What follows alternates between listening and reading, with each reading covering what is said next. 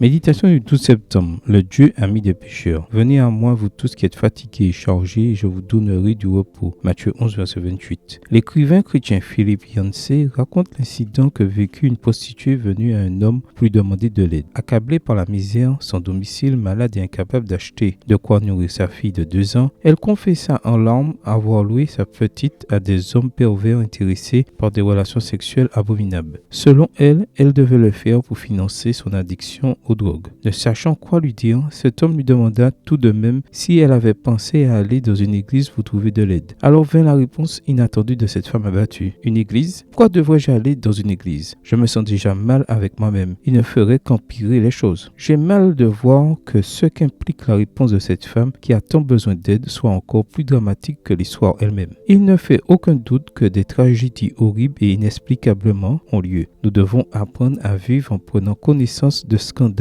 toujours plus grands. Mais je me demande s'il peut y avoir malheur plus grand que celui où, clairement terrassés par la vie et leurs décisions, les personnes ne trouvent pas dans l'Église, qui se dit disciple du Christ, un lieu où se réfugier pour recevoir de l'aide et de l'amour. Que s'y est-il passé pour que les pécheurs ne se sentent pas toujours à l'aise parmi nous? Ça n'a pas été le cas avec le Christ. Avec lui, les parias, les malades, les pauvres, les prostituées, les désespérés se sont sentis acceptés et aimés. Jamais personne ne s'est éloigné de lui pour s'être senti rejeté ou maltraité. À chaque instant, le maître a mis en pratique sa propre déclaration: « Je ne jetterai point dehors celui qui vient à moi ». Jean 6, verset 37. Aujourd'hui, Jésus veut que vous vous souveniez qu'il est l'ami des pécheurs, mais pas du péché. Sa grâce est comme l'eau. Elle va jusqu'aux endroits les plus bas. Vous pouvez venir à lui tel que vous êtes. Peu importe que la chute ait été sordide et vos échecs innombrables. Vos péchés peuvent vous détruire, mais jamais il ne pourra détruire la grâce de Dieu qui vous fournit refuge, pardon et amour. Jésus vous invite à venir à lui fatigué et chargé, et il vous promet du repos. Pendant ce temps, réfléchissons en tant qu'Église à la raison pour laquelle nous avons cessé d'être attirants pour les perdus.